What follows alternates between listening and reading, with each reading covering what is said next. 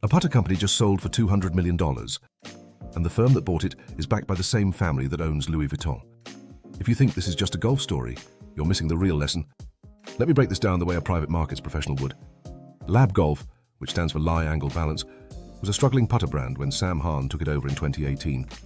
7 years later, the company had grown sales by 18,000%. Over 150 players on professional tours were using their putters. And when J.J. Spaun won the US Open putting with one of their clubs, the company went from moving 130,000 units a year to projecting triple that, almost overnight. 45 days after that US Open win, Catterton paid $200 million for a majority stake. That is not a coincidence. That is a private equity firm doing exactly what great consumer PE firms do, identifying the moment a cult brand crosses into mainstream demand and deploying capital before that inflection becomes obvious to everyone else. Now let's talk about who Catterton actually is, because this matters. Catterton manages roughly $40 billion in assets. They are the largest consumer-focused private equity firm in the world, and they are backed by LVMH, the French conglomerate behind Louis Vuitton, Christian Dior, and Dom Perignon, and the Arnault family office. Their portfolio tells you everything about their playbook: Birkenstock, Restoration Hardware, Peloton, FlexJet, Fabletics. These are cult consumer brands they bought at inflection, scaled through operational expertise, and either took public or sold at significant multiples. Lab Golf fits this template precisely. Strong product, passionate community, word-of-mouth growth, direct-to-consumer with deep customization, professional adoption driving retail demand. So what is Catterton actually buying here? They're not buying a putter company. They're buying a brand architecture. At the moment, it becomes a platform. The thesis is global retail distribution, accessories and apparel extensions, international tour partnerships, and premium pricing power built on genuine product differentiation.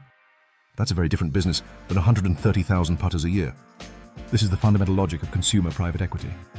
We find a brand with authentic product market fit, acquire it before scale, and apply institutional infrastructure, distribution, supply chain, brand strategy, capital, to unlock the next phase of growth.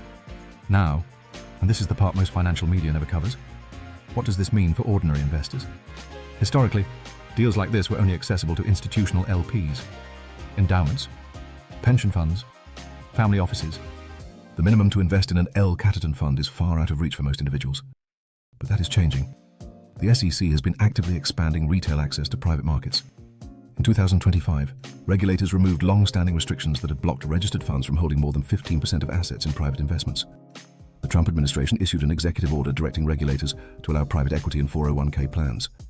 And retail allocations to private capital are projected to surge from $80 billion today to $2.4 trillion by 2030.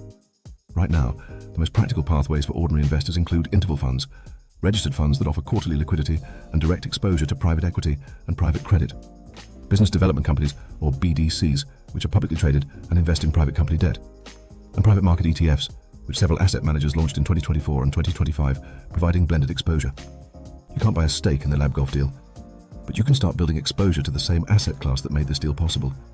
The democratization of private markets is real. It's happening now.